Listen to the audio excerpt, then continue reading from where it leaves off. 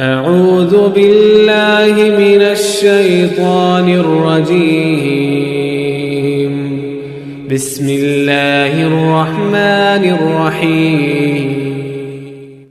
औरत का मकाम, इस्लाम ने उसको क्या मकाम दिया, उसको किस बुलंदी पे फाइज किया है, उसको जानने के लिए ज़रूरी है कि दुनिया में दीगर मज़ाहिब और अक़वाम ने औरतों को किस जगह पे रखा है।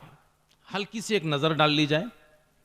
बाइबल के अंदर कहा गया है कि कौन है जो पाक को नापाक से निकाले, यानी औरत नापाक है और उससे जो बच्चा पैदा होता है वो पाक है।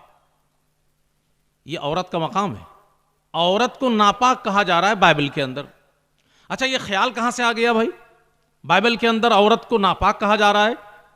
दरअसल ईसाइयों के यहां यह तसव्वुर है कि हजरत आदम अलैहिस्सलाम को हव्वा ने बहकाया। आदम अलैहिस्सलाम इब्लीस के झांसे में आ गए। क्यों? क्योंकि हव्वा ने प्रेशर बनाया, कह रहे बात मान लो, अरे बात मान लो। तो हव्वा के बहकावे में आकर के आदम ने गलती की, इसलिए अब औरत मुजरिम हो गई, नापाक हो गई हमेशा के लिए। यह ख्याल है।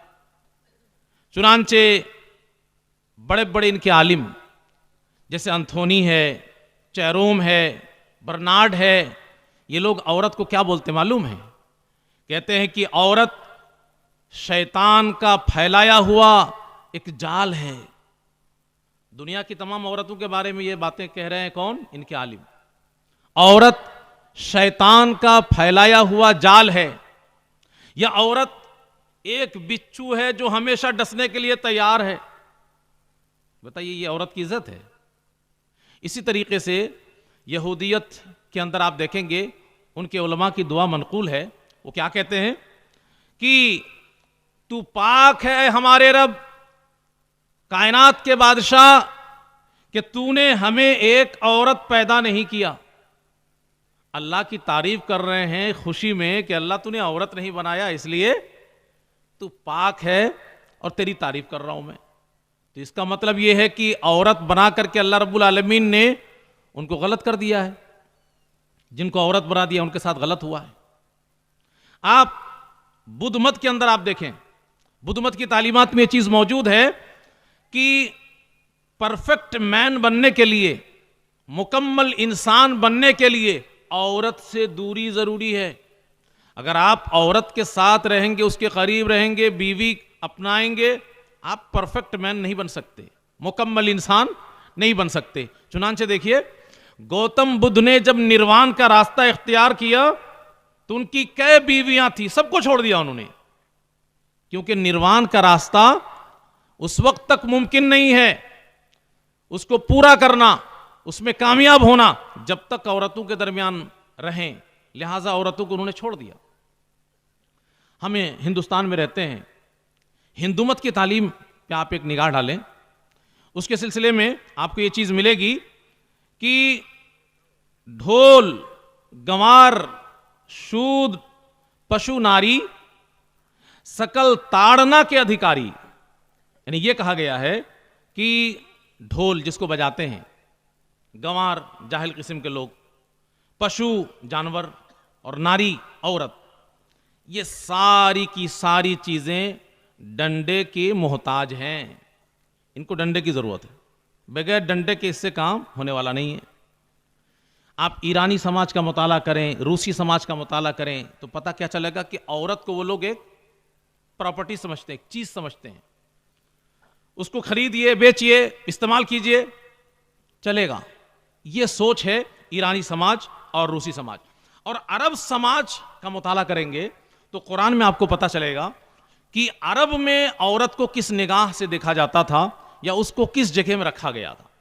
चुनांचे कुरान कहता है, व इदा बुश्शिरा अहदुहुम बिल उन्सा ज़ल्ला वजहुहु मुस्वद्दा व हुवा कज़ीब। जब अरब के लोगों को बेटी की बशारत दी जाती कि घर में बेटी पैदा हुई, तो उसका चेहरा काला पड़ जाता इस खबर को सुनते ही, और वो अंदर ही अंदर घुटने लगता। यतवारा मिनल कौम मिन सूइ मा बुश्शिरा बिह उसको जो बेटी की खबर मिली है उस पे इतना शाक गुजरी है ये खबर कि वो लोगों से छुपा छुपा फिरता है। मिनसू इमा बुश्रा भी, कि कितनी खराब और मनहूस खबर मुझे मिली है, लोगों का सामना कैसे करूंगा ये सोच। और मन ही मन में सोचता है कि अयुमसिकुहु अला हुनिन अम यदुस्सुहु फित तुराब, के जिल्लत और रुसवाई बर्दाश्त करके इस बेटी को मैं पालूं पोसूं या फिर मिट्टी में गाड़ दूं जिंदा। अम यदुस्सुहु फित तुराब, जिंदा ही बेटी को मिट्टी में गाड़ दूं, ये मन ही मन में सोच रहा है। बल्कि सिर्फ सोचा ही नहीं, बाज अरब के लोगों ने इसको अमली जामा पहना दिया और अपनी बच्चियों को जिंदा जमीन में गाड़ दिया। कुरान ने उसका ऐलान करते हुए कहा व इदल मऊदतु सुइलत, जिंदा गाड़ी हुई बच्चियों से पूछा जाएगा बिअय्यि ज़ंबिन क़ुतिलत, तुम्हें किस गुनाह की वजह से मार डाला गया। तो ये औरत का मामला अरब समाज के अंदर। आगे आप देखें, मां का रिश्ता एक मुकद्दस रिश्ता है कि नहीं भाई? मोहतरम मुकद्दस पाकीज़ा रिश्ता है ना मां का। दुनिया में इससे भी ज्यादा कोई पाकीज़ा रिश्ता हो सकता है? लेकिन अरब के अंदर सौतेली मां की क्या हैसियत थी कि बेटा सौतेली मां से निकाह कर लेता था, शादी कर लेता था, उसके साथ रात गुजारता था। इस्लाम ने औरत को इस जिल्लत की खाई से निकाला और इज्जत और अजमत की बुलंदी पे फायज करते हुए कहा वला तनकिहू मा नकहा आबाउकुम मिनन निसा, कि लोगों ये चीज बहुत बुरी है, तुम्हारे बाप के साथ जिसने जिंदगी बसर की है, तुम्हारे बाप के साथ जिंदगी गुजारने वाली औरत जो तुम्हारी मां है, एक पाकीज़ा रिश्ता है तुम्हारा उसके साथ, तुम उसके साथ निकाह कैसे कर सकते हो? नहीं, जिनसे तुम्हारे बापू ने निकाह कर लिया उससे तुम निकाह नहीं करोगे। इसी तरीके से औरतों के महीने में खास दिन हुआ करते हैं। अरब के अंदर औरतों के साथ बड़ा खराब सलूक किया जाता था खास दिनों में, अय्याम हैज़ में, पीरियड्स के दिनों में। क्या करते थे भाई? औरत का बिस्तर, औरत का लिबास, औरत का बर्तन, औरत का खाना, औरत का पानी, सारी चीजें अलग, एक अलग कमरे में उसको ले जाकर ढकेल देते थे। जब तक वो पाक ना हो जाए तो समझो वो अछूत है। ये औरत की इज्जत है कि औरत की तौहीन है भाई? कि कुदरती तौर पर, फितरी तौर पर औरत का क्या कसूर है कि उनके लिए महीने में कुछ दिन खास हैं? औरत क्या क्या कसूर है कि उसकी वजह से औरत के साथ ऐसा सलूक अछूत कर दिया जाए? तो अल्लाह रब्बुल आलमीन ने औरत को इस रुसवाई से भी निकाला और कहा यसअलूनका अनिल महीज़, ये लोग हैज़ के बारे में पूछते हैं कि हैज़ क्या चीज़ है और औरत के साथ क्या होना चाहिए सलूक। कुल हुवा अदा, ऐ नबी कह दीजिए ये गंदगी है। फ़अतज़िलुन निसा फ़िल महीज़ वला तक़रबूहुन हत्ता यतहुरन, तुम औरतों से जिमा के सिलसिले में दूरी इख्तियार करो जब तक कि वो पाक ना हो। सिर्फ एक चीज की दूरी, उनसे जिमा ना करो, हम बिस्तरी ना करो। इसना कुल्ल शैइन इल्ला निकाह, निकाह को छोड़ करके यानी जिमा को छोड़ करके उन दिनों में औरत के साथ सब कुछ करो। हजरत आयशा सिद्दीक़ा रज़ी अल्लाह अन्हा फरमाती हैं, मैं हैज़ के हालत में हुआ करती थी और जनाब मोहम्मद सल्लल्लाहु अलैहि वसल्लम मेरे पिए हुए गिलास से पानी पीते थे और जहां मैंने मुंह लगाया था अल्लाह के रसूल सल्लल्लाहु अलैहि वसल्लम वहीं मुंह लगाते थे। मैं हड्डी चूसती थी और वही हड्डी जनाब मोहम्मद सल्लल्लाहु अलैहि वसल्लम ले लेते थे और मैंने जहां मुंह लगाया था वहीं पे अल्लाह के रसूल सल्लल्लाहु अलैहि वसल्लम मुंह लगाया करते थे। मैं हैज़ की हालत में हुआ करती थी, लंगोट कस लेती थी, जनाब मोहम्मद सल्लल्लाहु अलैहि वसल्लम मुझसे बोसो किनार हुआ करते थे, मुझसे करीब हुआ करते थे। बिस्तर अलग नहीं था, खाना अलग नहीं था, सिवाय हम बिस्तरी के इस्लाम ने सारी चीजें उसके साथ नॉर्मल रखी। निकाह, निकाह का रिश्ता भी बड़ा पाकीज़ा रिश्ता है, लेकिन ज़माने जाहिलियत के अंदर निकाह के जो तरीके थे बड़े गंदे थे, एक तरीका को छोड़कर। मालूम है आपको, कुछ तरीके आप सुने। एक तरीका यह था, यह सब जायज था जो मैं बताने जा रहा हूं, लोग उसको बुरा नहीं मानते थे। निकाह का एक तरीका यह था कि कोई औरत झंडा गाड़ लेती थी अपने घर में, यानी एक तरीके से ऐलान था कि कोई भी आ जाए मेरे पास, सबके लिए दरवाजा खुला हुआ है। और आता भी था। जिसके मन में आए झंडा गाड़ा हुआ है, चला गया। वो औरत सारे मर्दों से हम बिस्तर हुआ करती थी, और उसके बाद जब बच्चा पैदा होता तो जितने सारे मर्द के साथ उसके नाजायज ताल्लुकात होते थे उन सबको इकट्ठा करती थी, और उसके बाद वो जिसको कह देती थी कि ये तेरा बच्चा, उसे मानना पड़ता था। ये निकाह की एक शक्ल थी अरब के अंदर। तो ये अच्छी चीज है, औरत की इज्जत है इसमें भाई, कि एक औरत के साथ 100 मर्द मिले, कोई भी आए मिले, और उसके बाद कोई भी एक बाप बन जाए, उस औरत के जिस्म के साथ एक खिलवाड़ है। इसी तरीके से एक निकाह मुता, आपने नाम सुना होगा।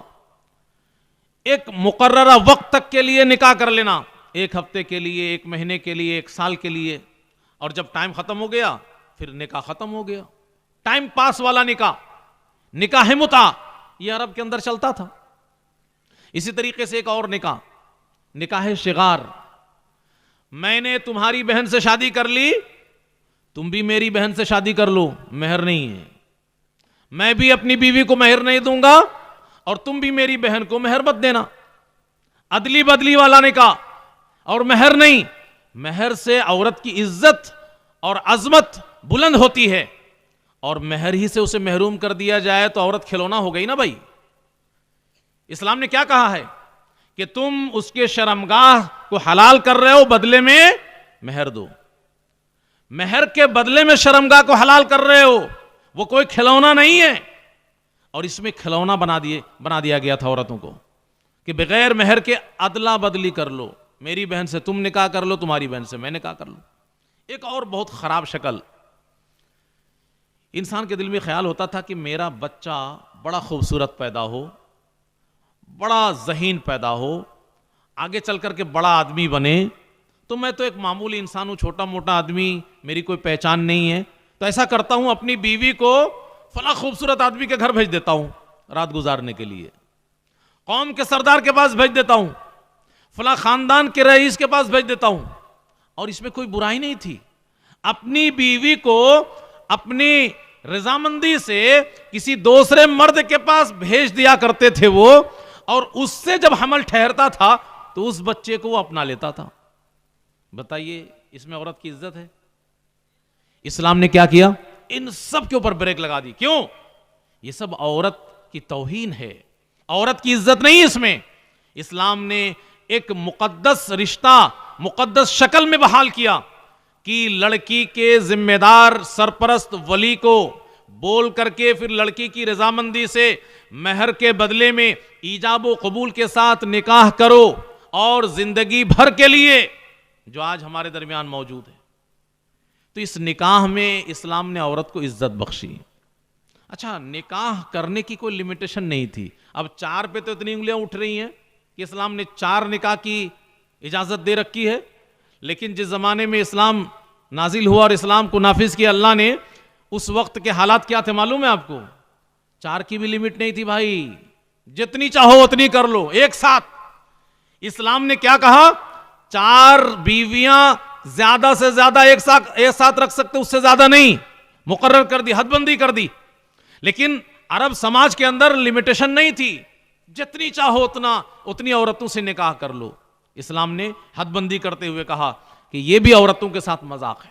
फनकिहू मा ताब लकुम मिनन निसाई मसना व सुलासा व रुबा, आप 2-2, 3-3, 4-4, बस एक साथ 4 से ज्यादा बीवी नहीं रख सकते।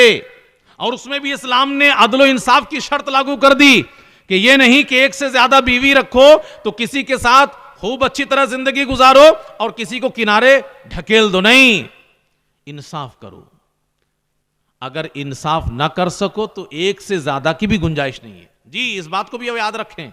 बहुत सारे लोग एक से ज्यादा निकाह की बात तो करते हैं, लेकिन अदलो इंसाफ की शर्त को भूल जाते हैं। उनको ऐसा लगता है कि इस्लाम ने यूं ही आजादी दी है। नहीं, फ़इल्लम तादिलू फ़वाहिदतन, अगर आप अदलो इंसाफ नहीं कर सकते तो सिर्फ एक बीवी ही आपको रखने की इजाजत शरीयत ने दी है। ये इस्लाम की तालीम है। तो इस्लाम ने औरत को इज्जत बख्शी है। ये आपको अरब समाज की एक तस्वीर हम दिखा रहे थे कि अरब के अंदर किस तरीके से औरतों के साथ सलूक रवा रखा गया था और इस्लाम ने किस तरीके से उसको हदबंदी में ला करके खड़ा किया। तो इसमें औरत को इज्जत मिली कि औरत की तौहीन हुई? भाई आप लोगों को क्या समझ में आया? इस्लाम ने जो बातें बताई हैं इस ताल्लुक से कि अरब में ऐसा होता था, ऐसा होता था, और इस्लाम ने मना कर दिया, तो इस्लाम ने औरत को इज्जत बख्शी कि औरतों के साथ जुल्म किया? आप लोगों को समझ में आया? औरतों को इज्जत मिली कि औरतों के साथ जुल्म हुआ? इज्जत मिली भाई। आगे आप इज्जत देखिए औरत की। लोग कहते हैं, प्रोपेगेंडा करते हैं कि इस्लाम या मुसलमान औरतों को दबा के रखता है और उसकी हक तलफी करता है, लेकिन आप गौर करें तो पता चलेगा कि ऐसा नहीं है। सबसे पहले हम मजहब के हक पे आते हैं कि मजहबी हक में मर्द और औरत बराबर हैं कि इसमें हक तलफी हुई है? तो आप मुताला करेंगे तो पता चलेगा कि इसमें मर्द औरत में कोई भेदभाव इस्लाम ने नहीं किया है। मजहबी हक में, आमाले सालेहा को अंजाम देने के सिलसिले में, जन्नत में दाखिला के सिलसिले में और जहन्नम से नजात के सिलसिले में मर्द और औरत दोनों को इस्लाम ने बराबर का हक दिया है। कोई हक में कमी बेशी नहीं की गई है। फस्तजाब लहुम रब्बुहुम अन्नी ला उदीउ अमल आमिलिन मिनकुम मिन ज़करिन औ उन्सा। अल्लाह ने ऐलान कर दिया कि मुसलमान मर्द हो या मुसलमान औरत, दोनों की कोई भी नेकी अल्लाह जाये नहीं करेगा। मर्द का भी नहीं करेगा और औरत का भी नहीं करेगा। इसी तरीके से आप देखें, मन आमिला सालिहम मिन ज़करिन औ उन्सा व हुवा मुमिन फलनुहयिन्नहु हयातन तय्यिबा, कि कोई मुसलमान मर्द या कोई मुसलमान औरत अगर कोई नेक काम करे तो दुनिया में हम अच्छी जिंदगी देंगे। दोनों को देंगे, दोनों को देंगे। मर्द को भी अच्छी जिंदगी देंगे, औरत को भी अच्छी जिंदगी देंगे। कोई भेदभाव नहीं है। जन्नत में दाखिला की बात आई तो यही कहा गया, मन आमिला सालिहम मिन ज़करिन औ उन्सा फउलाइका यदखुलूनल जन्नह।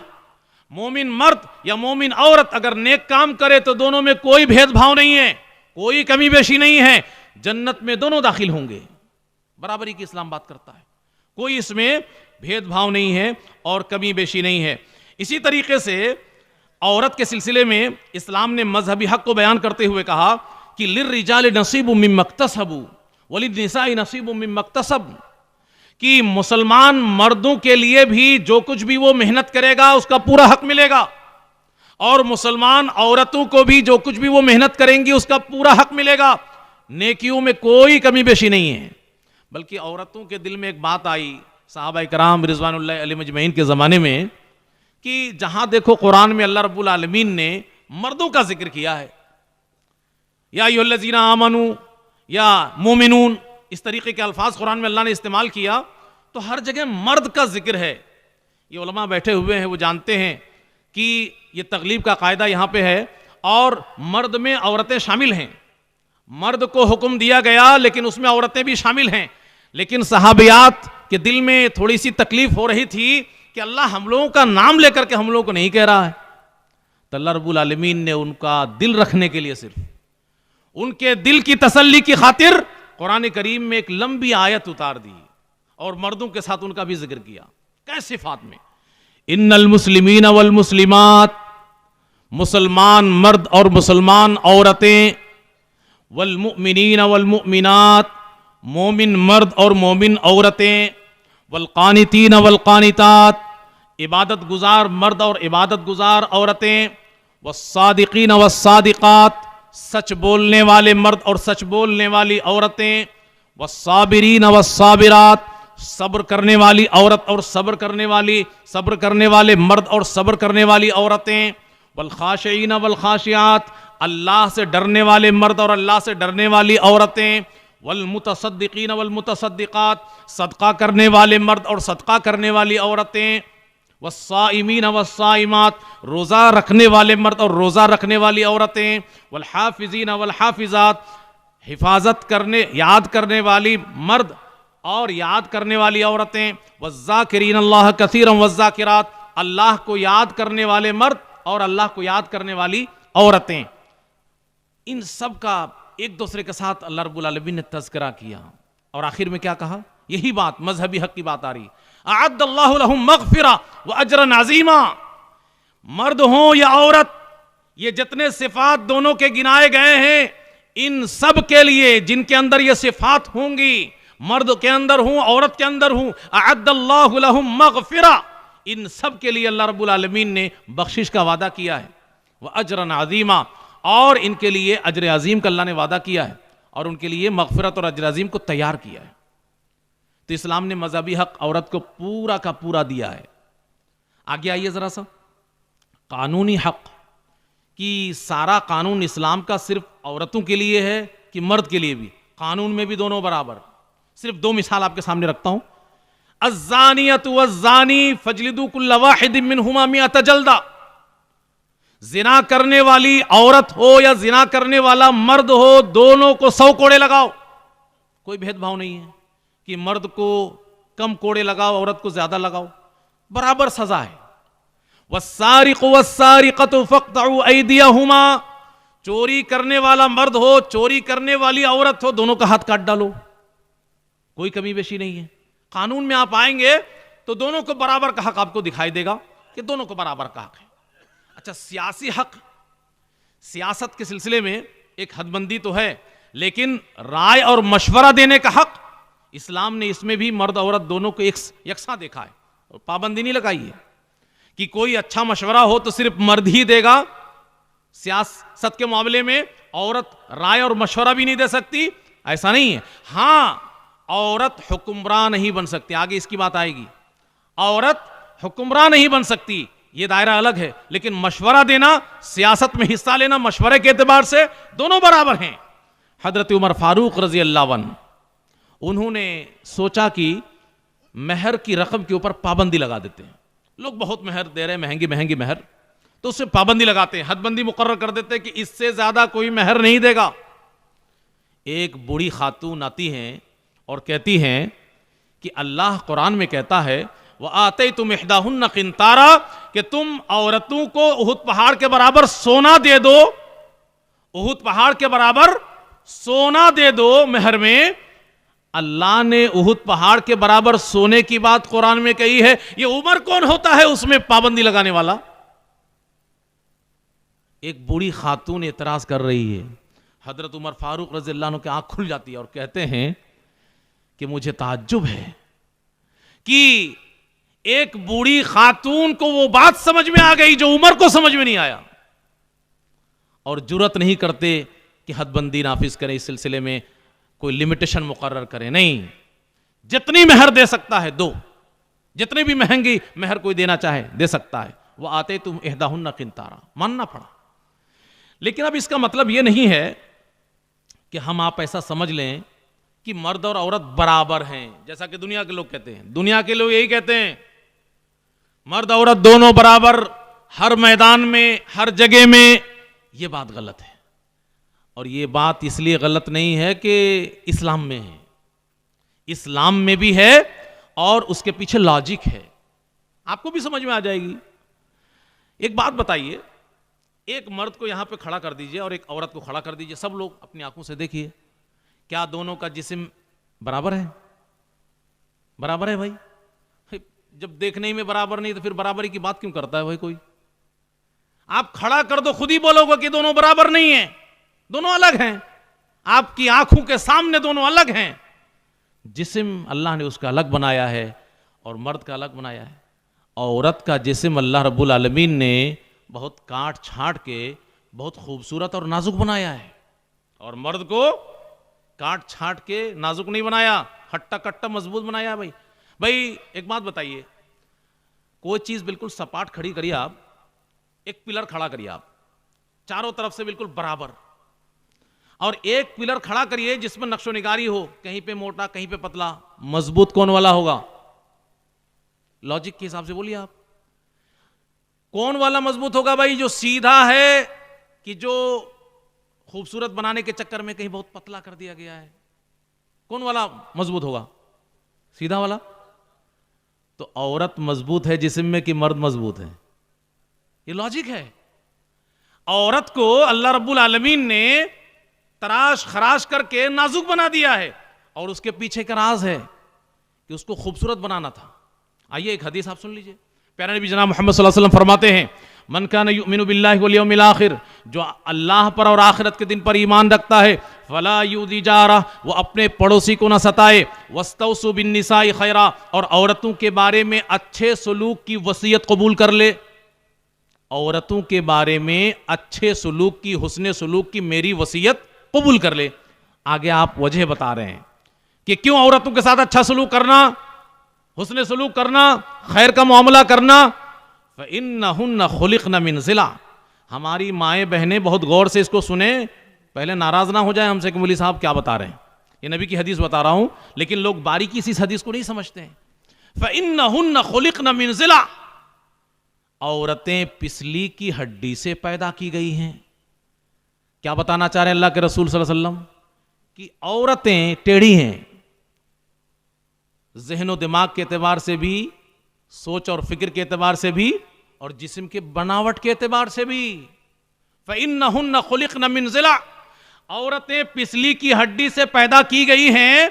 व इन्न अअवज शैइन फ़ी ज़िलाई आला, और पिसली की हड्डी में भी जो ऊपर का हिस्सा वो सबसे ज्यादा टेढ़ा है, और उसी से औरत की पैदाइश हुई है, तो औरत टेढ़ी है, दोनों एतबार से टेढ़ी है। जिस्म के बनावट के एतबार से भी, चूंकि वो सपाट नहीं है, और सोच और समझ और फिक्र के एतबार से भी टेढ़ी है।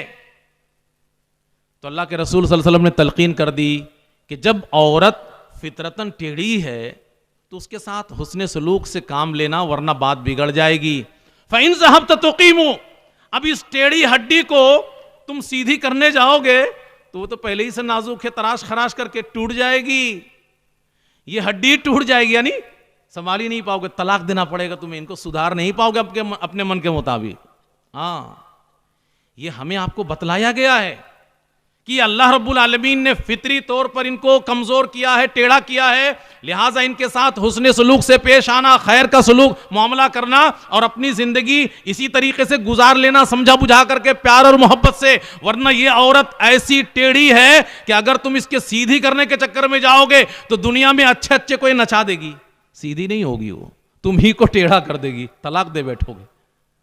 फ़इन ज़हब्त तुक़ीमु, अगर तुम इसको सीधी करने जाओगे, कसरता, तोड़ दोगे।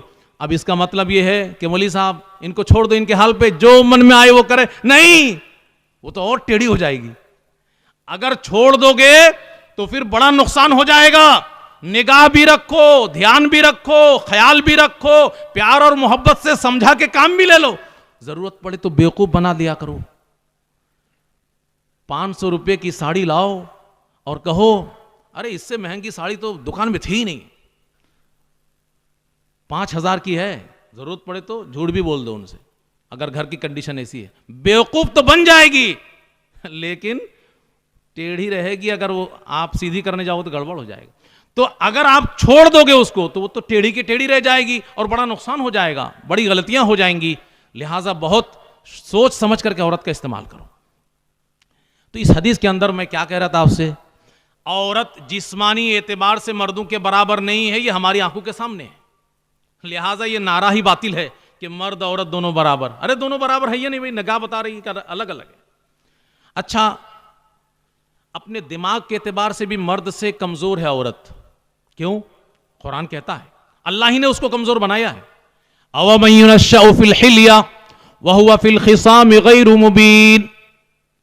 जरा बताओ कि जिसकी तरबियत परवरिश जेवरात में होती है, यानी औरतें, वह हुआ फिल खिसाम गैर मुबीन, और वो सही से झगड़ा भी नहीं कर सकती, अपनी बात सही से झगड़ा करते वक्त रख नहीं सकती।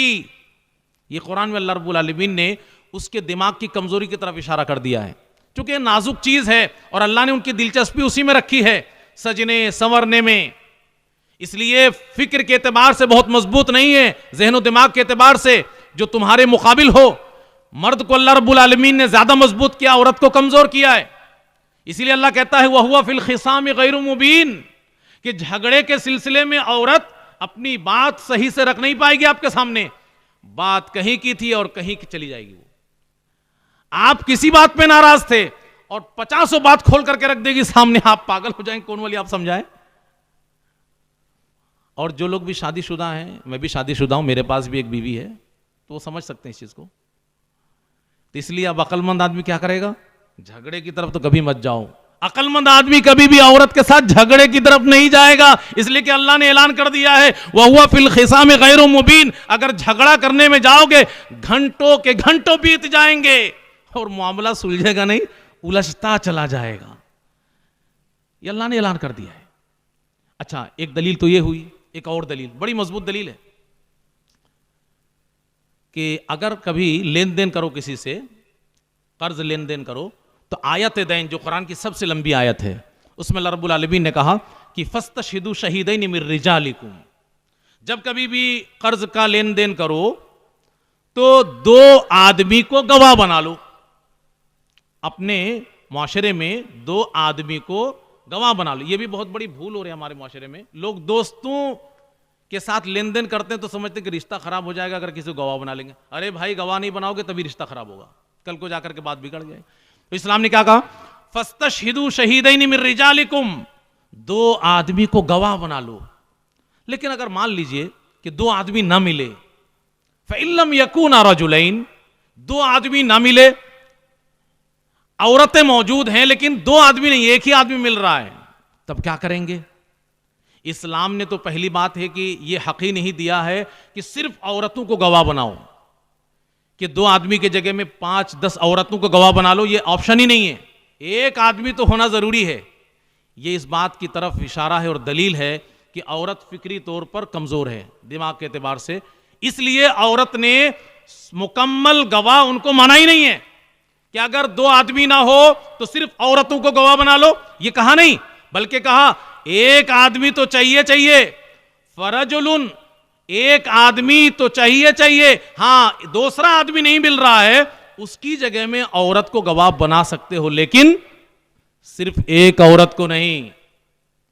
फरजुलुम वम्रातान, एक मर्द के मुकाबले में 2 औरत को ले आओ, यानी एक मर्द और 2 औरतें। अब 3 लोग गवाह होंगे, 2 आदमी ना हो तो अब 3 लोग गवाह होंगे, एक मर्द और 2 औरतें।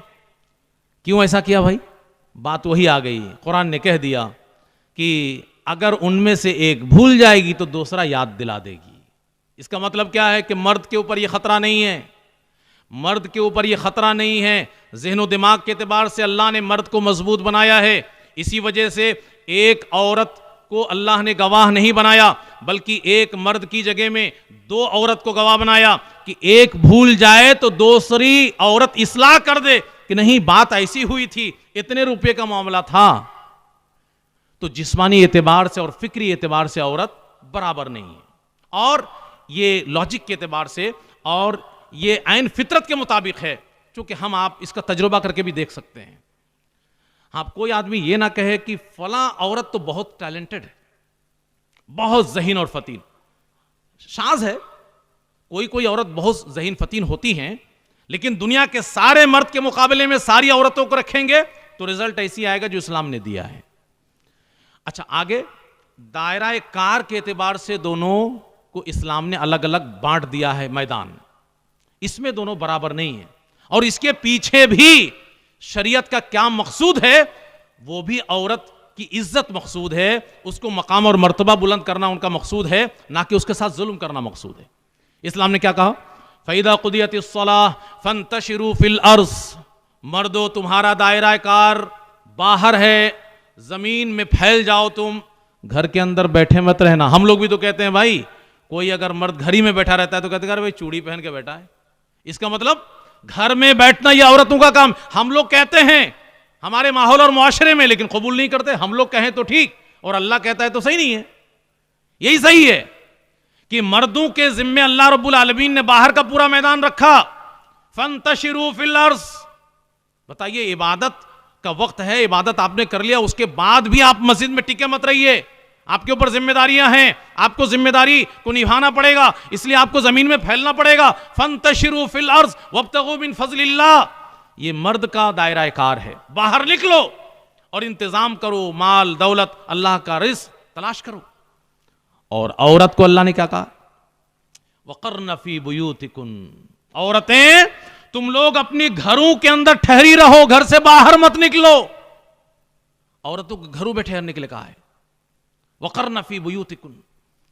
अब एक नुक्ते की तरफ हम लोग दिमाग लगा लेते हैं कि भाई अभी हम आएंगे उस पर कि औरतों को इस्लाम ने घर में रहने के लिए क्यों कहा है, उसके पीछे औरत की इज्जत है कि औरत की तौहीन है।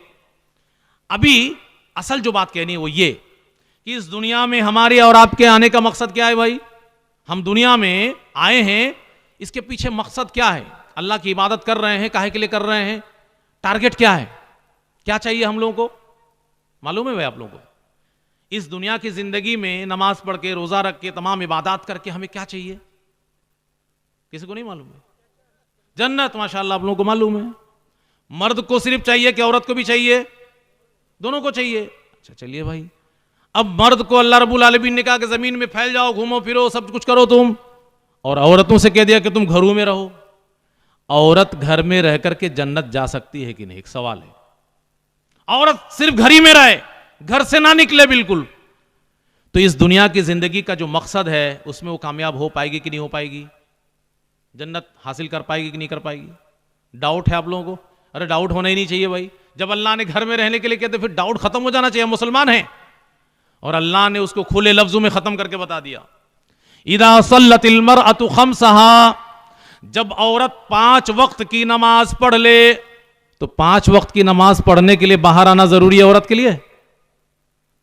बाहर आ सकती है, उनके दिल के जज्बे का एहतराम करते हुए अल्लाह ने उन्हें हक दिया है कि उन्हें मत रोको अगर वो मस्जिद आना चाहती हैं, लेकिन घर ही में उनकी नमाज अफजल है। और घर के सबसे जो अंदर का कोना है उसमें नमाज सबसे ज्यादा अफजल है औरत की। तो नमाज पढ़ ले, पहली बात। इदा सल्लतिल मरअतु खम्सहा, जब औरत 5 वक्त की नमाज पढ़ ले, वसामत शहरहा, और 1 महीना रमजान मुबारक का रोजा रख ले। रोजा रखने के लिए घर से बाहर निकलना पड़ेगा? घर ही में रोजा रख लेंगे ना भाई। खाना खाना है सुबह सादिक में, और शाम को इफ्तार करना है, बीच में इबादत करना है, नमाज के वक्त में नमाज पढ़ना है, बाहर निकलने की जरूरत तो नहीं है ना भाई। घर ही में रह करके रोजा रख लेगी औरत। वह हसनत फरजहा, अपने शर्मगाह की हिफाजत कर ले। शर्मगाह की हिफाजत औरत की घर में अच्छे तरीके से हो पाएगी कि बाहर? बाहर तो खतरा है। अच्छी तरह शर्मगाह की हिफाजत औरत की कहां होगी? घर में होगी। वह अतात ज़ौजहा, अपने शौहर की फरमाबरदारी कर ले। अब शौहर ताजदार वो घर में अपनी बीवी को हुक्म देंगे काम धाम करने के लिए, जो भी उनकी बातें होंगी, जरूरतें होंगी, कि वो बाहर मैदान में, खेत में कहीं काम कर रहे हैं, वहां बोलेंगे, वो अपने घर ही में बोलेंगे, वहीं पे उनको अपने शौहर की इताअत करनी है। उनका दायरा वही है और वहीं पे ये 4 काम करना है। अब अल्लाह के रसूल सल्लल्लाहु अलैहि वसल्लम ने क्या कहा कि जो औरत ऐसा कर ले, ये 4 काम कर ले, 5 वक्त की नमाज पढ़ ले, 1 महीने का रोजा रख ले, अपने शर्मगाह की हिफाजत कर ले, अपने शौहर की फरमाबरदारी कर ले, तो उससे कहा जाएगा उदखुली मिन अई अबवाबिल जन्नति शीती, जन्नत के जिस दरवाजे से तुम्हारा मन हो उससे तू दाखिल हो जा। अल्लाह अकबर, इतना बेहतरीन ऑप्शन। जन्नत मिलेगी नहीं, बल्कि उनको हक मिलेगा कि जो दरवाजा तुम्हें पसंद हो उसमें से जन्नत में जाओ। मर्द इस हक से महरूम है। मर्द इतना काम करके नॉर्मली इससे महरूम है कि उससे यह कहा जाएगा कि जिस दरवाजे से चाहो जन्नत में दाखिल हो जाओ। या औरतों को खुशखबरी मिली है कि उनसे कहा जाएगा जो वाला दरवाजा पसंद है उस दरवाजे से जन्नत में चली जाओ। तो इससे क्या पता चला कि औरत अपने घर में रहकर के इस जिंदगी के मकसद में पूरी तरह कामयाब है। आइए, ये तो एक हक की हम बात कर रहे थे। अब हम देखते हैं कि औरत को इस्लाम ने किस मकाम पे रखा है। बात लंबी होने लगे तो बता दीजिएगा भाई। मां की शक्ल में देखिए, मां औरत है ना भाई, मां की शक्ल में इस्लाम ने औरत को किस जगह पे रखा है। अल्लाह रब्बुल आलमीन ने कुरान में मां और बाप दोनों के साथ हुस्ने सलूक की तलकीन की कि मां और बाप दोनों के साथ हुस्ने सलूक करो। लेकिन कुरान की 2 आयतें, में तफसील में नहीं जाता, 2 आयत में आप गौर करेंगे तो पता चलेगा कि पहले तो कहा गया कि मां बाप के साथ अच्छा सलूक करो, हुस्ने सलूक करो, लेकिन आगे जो कुर्बानी बताई जा रही है वो मां की बताई जा रही है, बाप की नहीं बताई जा रही है। हमलतहु उम्मुहु कुरहा व वज़अतहु कुरहा, मां ने तकलीफ बर्दाश्त करके पेट में रखा और मां ने तकलीफ बर्दाश्त करके जना। तो मकाम किसका बुलंद हुआ, बाप का कि मां का? मां बाप के साथ अच्छा सलूक करो। क्यों? इसलिए कि मां की बड़ी कुर्बानी है, बाप का तज़किरा नहीं हो रहा है। तो अल्लाह ने मां की शक्ल में, बाप के मुकाबले में मां की शक्ल में औरत को किस बुलंदी पे रखा है, आप तसव्वुर कर सकते हैं? एक और दूसरी आयत के अंदर कहा गया, हमलत हु उम्मुहु वहनन अला वहनिन, तकलीफ पे तकलीफ बर्दाश्त करके मां ने बच्चे को पेट में रखा। मां की कुर्बानी का तज़किरा हो रहा है। एक सहाबी रसूल अल्लाह के रसूल सल्लल्लाहु अलैहि वसल्लम से पूछते हैं कि अल्लाह के रसूल सल्लल्लाहु अलैहि वसल्लम, मन अहक्कुन नास बिहुस्नि सहाबती, मेरे हुस्न सलूक का सबसे ज्यादा हकदार कौन है? तो अल्लाह के रसूल सल्लल्लाहु अलैहि वसल्लम कहते हैं कि तेरी मां उम्मुक।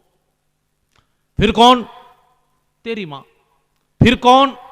तेरी मां। फिर कौन? तेरा बाप।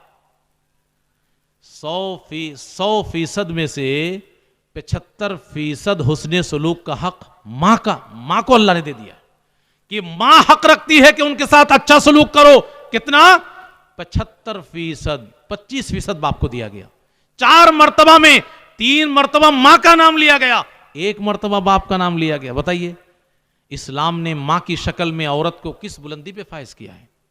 इससे भी बड़ी बात, एक साहबी रसूल कहते हैं, अल्लाह के रसूल सल्लल्लाहु अलैहि वसल्लम, अरदतु अन अग़ज़ुआ, मैंने इरादा कर लिया है कि जिहाद करूं, जंग में जाऊं।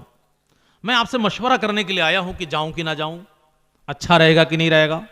जिहाद, जिहाद में क्यों जाते थे साहबा इकराम भाई? क्यों जाते थे? दिल में क्या तमन्ना होती थी कि जिहाद करेंगे, शहीद हो जाएंगे, जन्नत मिल जाएगी। जन्नत यही चाहिए हमें और आपको। तो मुजाहिद भी यही तमन्ना दिल में लिए हुए जिहाद में जा रहा है। अरदतु अन अग़ज़ुआ, मैंने जंग में जाने का इरादा कर लिया है, अल्लाह के रसूल मुझे मशवरा दीजिए, जाऊं कि ना जाऊं।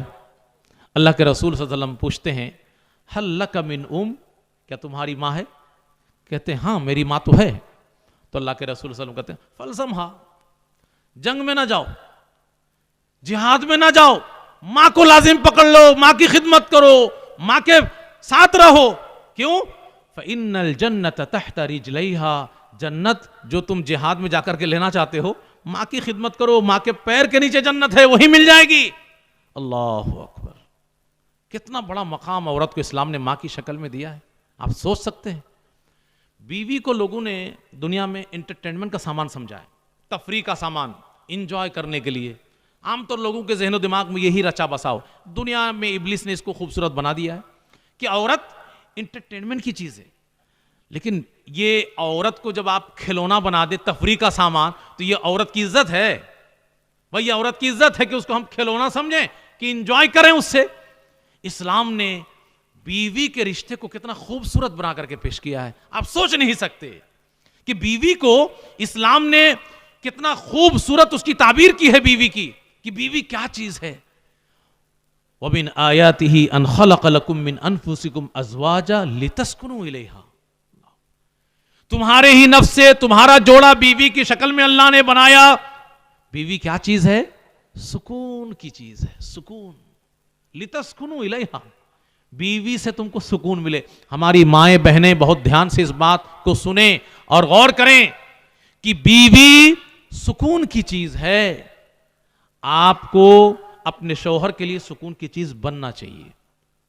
यह नहीं कि आपको देखते ही बीपी हाई हो जाए, ऐसा नहीं होना चाहिए। अल्लाह के नबी सल्लल्लाहु अलैहि वसल्लम से पूछा गया, मैं अपनी तरफ से कुछ नहीं बोल रहा हूं, अयुन निसाई खैर, अल्लाह के रसूल सल्लल्लाहु अलैहि वसल्लम कौन सी बीवी अच्छी है? तो अल्लाह के रसूल सल्लल्लाहु अलैहि वसल्लम ने क्या जवाब दिया? अल्लती तसुर्रहु इज़ा नज़रा इलैहा, वो बीवी सबसे अच्छी बीवी है कि शौहर उसको देखे तो दुनिया का सारा गम भूल जाए, उसको खुशी मयस्सर हो। लेकिन अगर आप ऐसा करती हैं कि शौहर परेशान, थका मारा, परेशान बाहर से आया है और घर पे आके कदम रखा है और आपने कहानी सुनाना शुरू कर दिया मुंह फुला करके, आपकी अम्मा ने तो आज मेरे साथ ऐसा किया, आपकी बहन ने तो वो नाटक किया, आपके अब्बू की तो फरमाइश ही रहती है, और देवर जी साहब फलाने साहब अरे जहन्नम बना दिया। अब एक गिलास ना पानी पूछ रहे हो, ना खबर खैरियत पूछ रहे हो, ना पूछ रहे हो कि आप किस हाल में हैं, क्या किन चीज़ों का सामना किया है। अब वो बेचारा बाहर भी परेशान, अंदर आके और परेशान, खाना पानी छोड़ करके बाहर घूम रहा है, जाके होटल में खा रहा है। तो ऐसी बीवी ना बनिए आप, ये बेहतरीन बीवी नहीं है, ये अल्लाह के रसूल सल्लल्लाहु अलैहि वसल्लम के कहने के मुताबिक ये बेहतरीन बीवी नहीं है। तो मैं ये कह रहा था कि बीवी की शक्ल में इस्लाम ने औरत को क्या मकाम दिया है। औरत को खिलौना इस्लाम ने नहीं कहा, इंटरटेनमेंट का सामान, तफरी का सामान नहीं कहा, बल्कि क्या कहा, लितस्कुनु इलैहा, बीवी निहायत कीमती दौलत है कि जिसको शौहर पा करके दुनिया के सारे झमेले भूल जाता है और गम से आजाद होकर के दिल में सुकून महसूस करता है। बीवी सुकून की चीज है। और उससे भी बड़ी बात, हमारी माएँ और बहनें गौर करें कि बीवी की शक्ल में उनका मकाम कितना बुलंद है इस्लाम में, कि आप शौहरों के पाक दामनी का जामिन हैं। आपकी वजह से आपका शौहर अपने शर्मगाह की हिफाजत करेगा, अपनी नजरें नीची करेगा, यह अल्लाह के रसूल सल्लल्लाहु अलैहि वसल्लम का ऐलान है। तो आप कितनी प्यारी चीज हैं कि आपकी वजह से आपका शौहर गुनाहों से बच जाता है। आप किला हैं, आप ढाल हैं, आप जहन्नम से बचाव का जरिया हैं। कितनी कीमती चीज है भाई। या माशर शबाब मन इस्तता मिनकुमुल बाह फलियतज़व्वज फइन्नहु अगद्दु लिलबसर व अहसनु लिलफरज। के जवान की जमात, शादी कर लो। शादी करने से क्या होगा, बीवी पाने से क्या होगा, बीवी क्या चीज है, तो कहते हैं शर्मगाह की हिफाजत हो जाएगी, निगाह नीची हो जाएगी। तो आप कितनी कीमती और प्यारी चीज हैं। इस्लाम ने कितनी खूबसूरती के साथ आपको बीवी की शक्ल में पेश किया है। बल्कि जाने दीजिए उसको, आगे आप गौर करें और सुने कि आपको इस्लाम ने बीवी की शक्ल में क्या कहा है। एक शर्त है, आप नेक बन जाएं तो दुनिया की तमाम चीजों में सबसे कीमती चीज आपको इस्लाम ने कहा है, अद्दुनिया मता, ये पूरी दुनिया सामान है और उसमें मर्द और औरत और दुनिया की तमाम चीजें भी सामान हैं। वह खैरु मताई दुनिया अल मरअतु सालिहा, और दुनिया के तमाम सामान में से नेक बीवी दुनिया के सबसे कीमती चीज है। खैरु मताई दुनिया, बेहतरीन चीज नेक बीवी है। बताइए, इतनी बुलंदी पे औरत को इस्लाम ने फाइज किया है कि अगर वो नेक बीवी है तो दुनिया में सबसे कीमती चीज है। और आइए हम थोड़ा सा आगे बढ़ जाते हैं। औरतों के सिलसिले में बीवी की शक्ल में एक परेशानी ये है, हमारे कुछ भाई की तरफ से जुल्म भी होता है कि अपनी बीवियों को मारते पीटते हैं, गाली गलौज करते हैं, जिसकी वजह से बड़ी बदनामी होती है। लेकिन इस्लाम ने क्या मारने की इजाजत दी है? तो अब इस सिलसिले में हम कहेंगे कि हां। अब आइए उसको थोड़ा सा समझ लेते हैं कि अल्लाह के नबी सल्लल्लाहु अलैहि वसल्लम ने पहले क्या कहा कि ला तजरिबू इमा अल्लाह, अल्लाह की बंदियों को मत मारो। तो सहाबा कराम ने मारना छोड़ दिया, बिल्कुल मारना छोड़ दिया, नबी का हुक्म था। अब औरतें तो ज़हन दिमाग में कमजोर हैं ही, शेर बन गई अपने शौहरों के लिए। हजरत उमर फारूक रजी अल्लाह अन्हु नबी सल्लल्लाहु अलैहि वसल्लम की खिदमत में हाजिर हुए और कहने लगे, अल्लाह के रसूल सल्लल्लाहु अलैहि वसल्लम आपने पाबंदी लगा दी है, अब मत पूछिए। वो कहर ढा रखा है इन औरतों ने, ज़इरन निसा वाला अज़वाजिहिन, ये सब शेर बन गई हैं। मारना तो पड़ेगा अल्लाह के रसूल सल्लल्लाहु अलैहि वसल्लम, नहीं तो दिक्कत हो जाएगी। चूंकि जहनी तौर पर कमज़ोर हैं, अल्लाह रब्बुल आलमीन ने उनको सलाहियत कमज़ोर दी है, तो इसलिए कंट्रोल नहीं हो पा रहा है, कहीं ना कहीं मार की ज़रूरत है। तो अल्लाह के रसूल सल्लल्लाहु अलैहि वसल्लम ने कहा कि अगर ऐसी बात है, नतीजा ऐसा ही दिख रहा है, तो ऐसा करो, चलो मारो। और जैसे ही इजाज़त मिली, सारे सहाबा ने सारी कसर पूरी कर ली, सब ने अपनी बीवियों के पीठ लाल कर दिए। औरतें आकर के अल्लाह के रसूल सल्लल्लाहु अलैहि वसल्लम के घर का घेराव कर लिया। अल्लाह के रसूल सल्लल्लाहु अलैहि वसल्लम, आज मेरे शौहर ने बहुत मारा है, अल्लाह के रसूल सल्लल्लाहु अलैहि वसल्लम, आज मेरे शौहर ने बहुत मारा है। ढेर सारी औरतों ने आकर के अल्लाह के रसूल सल्लल्लाहु अलैहि वसल्लम का घर को घेर लिया। अल्लाह के रसूल सल्लल्लाहु अलैहि वसल्लम ने उस मौके से क्या कहा? अब वही कह रहे कि मारने की इजाजत है, लेकिन ऐसा नहीं जैसा कि हम आप मारते हैं। सहाबा किराम ने अपनी बीवियों को मारा और बीवियों ने नबी से जाकर के शिकायत की, तो नबी ने उस वक्त ये नहीं कहा कि तुम बदाकल हो, तुम्हारा ज़हन दिमाग कमजोर है इसलिए मारना जरूरी है, बल्कि अल्लाह के रसूल सल्लल्लाहु अलैहि वसल्लम ने सहाबा से कहा कि मोहम्मद के घर का औरतों ने घेराव करके अपने शौहरों की शिकायत की कि लोगों ने बहुत मारा है। लैसा उलाइकुम बिखयारिकुम, जिन लोगों की शिकायतें ये औरतें लेकर के आई हैं वो अच्छे लोग नहीं हैं। इसका मतलब है कि ज्यादा मार दिया था। अरे मारने के लिए क्या, इसका मतलब हाथ पैर तोड़ डालो। ला तदरिबिल वज्ह, चेहरे पे मत मारना, हल्की मार मारना जिसमें कुछ टूटे फूटे ना, कुछ जख्म ना हो जाए, और पहली बार ही में मत मार देना। बात अगर बिगड़े तो फिर उसके भी स्टेप्स हैं, आखिरी स्टेप है मारना। और ऐसा नहीं है कि मुस्लिम मुआशरे की सारी औरतें मार की मोहताज हैं, नहीं। फस्सालिहातु कानितातुन हाफिजातुन लिलगैबि बिमा हफिज़ल्लाह। अल्लाह रब्बुल आलमीन ने पहले क्या कहा कि आमतौर पर मुस्लिम मुआशरे की औरतें सब नेक हैं, इबादत गुजार हैं, हिफाजत करने वालियां हैं। हां, कुछ औरतें नाफरमान भी होंगी। वल्लाती तखाफूना नुशूज़हुन्ना, हां, जिन औरतों से नाफरमानी का खदशा हो, सबसे पहले क्या करना, फ़ैज़ूहुन्ना, प्यार से समझाना। सच्ची बात बता रहा हूं आपको मैं कि अगर मुसलमान मर्द सच्चे तरीके से इसको अपना ले, प्यार से समझाने को, नसीहत को, मारने की नौबत ही नहीं आएगी। औरतें इतनी प्यारी चीज हैं और शौहर के लिए वो इस कदर वफादार है कि आप सच्चे दिल से उनके साथ प्यार से बात करके तो देखिए, वो लट्टू हो जाएंगी 1 मिनट में आपके लिए। तो फ़ैज़ूहुन्ना, उनको अच्छी तरह का समझाओ। 99% केसेस ऐसे ही हल हो जाएंगे, आगे बढ़ने की जरूरत ही नहीं पड़ेगी। प्यार से, मोहब्बत से मोम बना लो उसको भाई। अगर उससे काम ना चले तो ऐसी सूरत में दूसरा काम करो, वहजुरूहुन्ना फिल मज़ाजिह, बिस्तर अलग कर लो। भाई जितने लोगों ने मारा है, हमारी बहनों से भी हम बोल रहे हैं, उनके शौहरों ने अगर किसी ने मारा है, क्या कभी बिस्तर अलग किया? और आप लोगों से भी बोल रहे हैं, बिस्तर अलग किए कभी कि तुम्हारे साथ हम नहीं सोएंगे भाई, तुम अलग बिस्तर पे, मैं अलग पे? भाई वो रह नहीं पाएगी आपके बगैर। वो बड़े नरम दिल की हैं, बस वक्ती तौर पे लब लब लब लब बोल देती हैं, लेकिन बस दूरी बना करके देखो, आप मुंह लटका के रहो, एक दिन मोम हो जाएंगी फौरन। इसीलिए इस्लाम ने कहा वहजुरूहुन्ना फिल मदाजिह, बिस्तर अलग कर दो, अपने आप सीधी हो जाएंगी वो, तुमको परेशान नहीं देख पाएंगी और तुमसे दूर भी नहीं रह पाएंगी वो।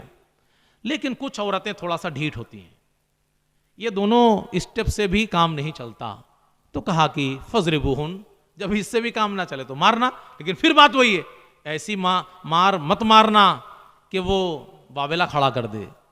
अरे हाथ लगा देना ही उसके लिए काफी है कि मेरे शौहर ने मुझे हाथ लगा दिया, आपका हाथ उठा करके छुआ देना यही काफी है। अब तोड़ना फोड़ना जरूरी है भाई। अच्छा, हाथ छुआ करके भी काम नहीं चल रहा है तो क्या करोगे? तलाक? नहीं, अब उनके रिश्तेदारों को बुलाओ, भाई को, अब्बा को, सबको, अपने भी आदमी को लगाओ कि देखिए हम दोनों की बात बिगड़ रही है, कैसे मामला बनेगा, बैठक करो। तो इन तमाम चीजों को हम लोग छोड़ देते हैं और सबसे पहले डंडा शुरू कर देते हैं। तो औरत के साथ इस्लाम ने हुस्न सुलूक की तलकीन की है। और इसी तरीके से कई हदीसों के अंदर अल्लाह के नबी सल्लल्लाहु अलैहि वसल्लम ने यह बात बताई है कि बेहतरीन लोग कौन हैं? जो अपने बीवियों के लिए बेहतर हैं। और अल्लाह के रसूल सल्लल्लाहु अलैहि वसल्लम फरमाते हैं कि मैं भी अपनी बीवियों के हक में बेहतर हूं। बेटियों की शक्ल में क्या मकाम दिया है औरत को अल्लाह ने, बड़ा ऊंचा मकाम। बेटियां हमारे लिए बोझ नहीं हैं, बल्कि बेटियां हमारे लिए जहन्नम से बचाव का जरिया हैं। अल्लाह अकबर। मन इब्तुलिया मिन हादिहिल बनाति बिशै, अल्लाह के नबी सल्लल्लाहु अलैहि वसल्लम ने फरमाया कि जो बेटियों में आजमाया गया, जिन्हें बेटियां अल्लाह ने दे दी और बेटियों को उसने अच्छी सोहबत दी, अच्छी परवरिश की और अल्लाह का डर दिल में रखा उनके बारे में, फलहुल जन्ना, उसको जन्नत मिल जाएंगी। बाज हदीस में अल्फाज ये आए हैं कि कुन्न लहु सित्रम मिनन नार, ये बेटियां जहन्नम के और तुम्हारे दरमियान दीवार बन जाएंगी, जहन्नम नहीं जाने देंगी। ये मामला है बेटियों की शक्ल में। अच्छा, आम औरत इस्लाम की निगाह में, लोग ये ना कहें कि इस्लाम में सिर्फ रिश्तों की शक्ल में औरत को मकाम मिला है, नहीं, एक आम औरत, पाक दामन औरत इस्लाम की निगाह में उसकी इज्जत और इफ्फत की क्या अहमियत है और उसका मकाम कितना ऊंचा है कि अगर कोई शख्स पाक दामन आम औरत के ऊपर तोहमत लगा दे, वल्लदीन यरमून अल मुहसनात, जो पाक दामन आम मोमिना औरत पर इल्जाम लगा दे, तोहमत लगा दे, तो ऐसे लोगों के लिए क्या क्या आ गया, फजलिदूहुम समानीना जल्दा। एक आम औरत इस्लाम की निगाह में उसकी इज्जत इतनी बुलंदी पे है कि उसके ऊपर उंगली उठाने वाले को 80 कोड़े खाने पड़ेंगे। वला तक़बलू लहुम शहादतन अबदा, और उसकी गवाही कबूल नहीं की जाएगी। यह कहा गया है।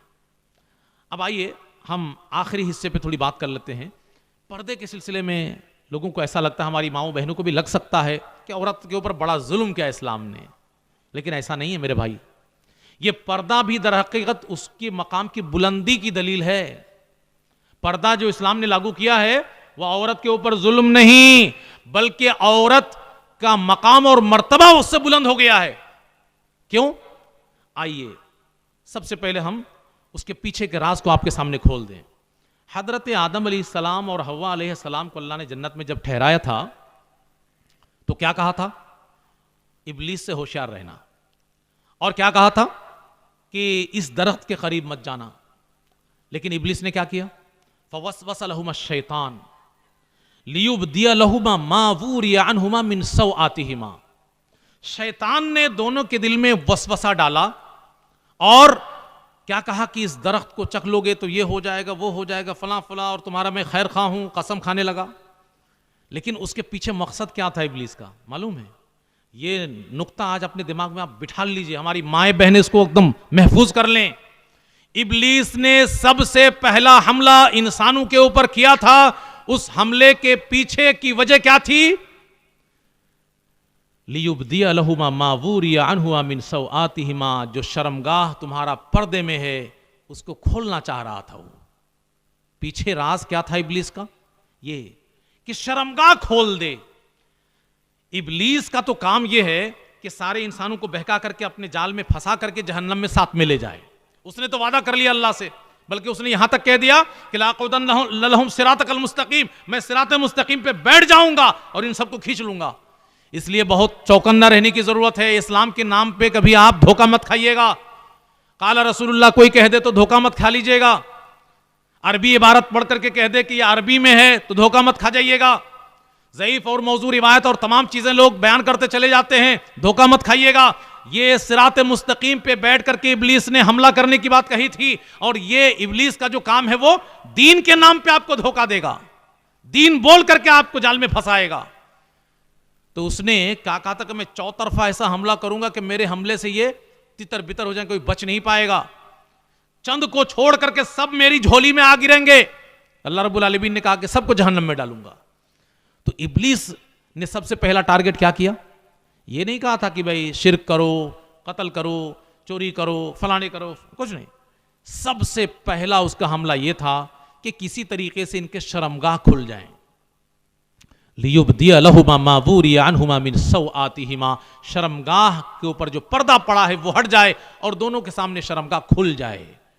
चुनांचे फलम्मा ज़ाक़ा शजरा, आदम और हव्वा ने जैसे ही दरख्त को चखा, बदत लहुमा सौआतुहुमा, गुनाह होते ही जन्नत का लिबास उनका उतर गया और दोनों बेलिबास हो गए।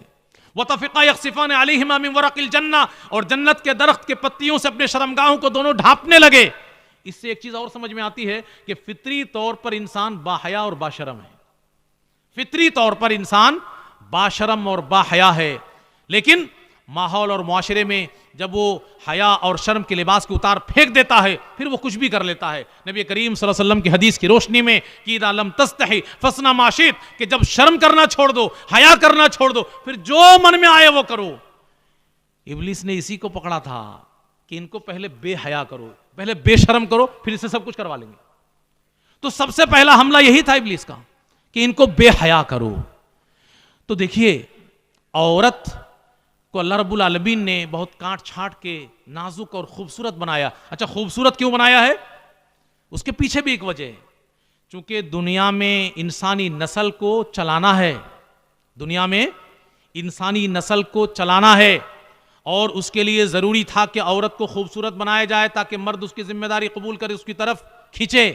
इसलिए अल्लाह रब्बुल आलमीन ने औरत को खूबसूरत बनाया है। और अब पर्दा की जरूरत क्यों है? इसलिए कि औरत खूबसूरत चीज है, मर्द उसको देखेगा तो उसकी तरफ लपकेगा। ये फितरी चीज है। जो लोग कहते हैं कि अपनी निगाह ठीक करो, वो सब झूठे हैं और मक्कार हैं। उनके दिल से पूछो कि तुम्हारे दिल में क्या चल रहा है, फिर पता चलेगा कि तुम्हारी निगाह कितनी पाक साफ है। एक झूठी बात है, हम सब मर्द हैं, हम जानते हैं, हम ईमान वाले, अल्लाह से डरने वाले, अल्लाह पर ईमान रखने वाले, आखिरत के दिन पर ईमान रखने वाले, जन्नत और जहन्नम पर यकीन रखने वाले, लेकिन हम भी जब खूबसूरत बेपर्दा लड़कियों और औरतों को देखते हैं तो हमारी और आपकी निगाह भी मजबूर हो जाती है और दिल में कुछ होने लगता है।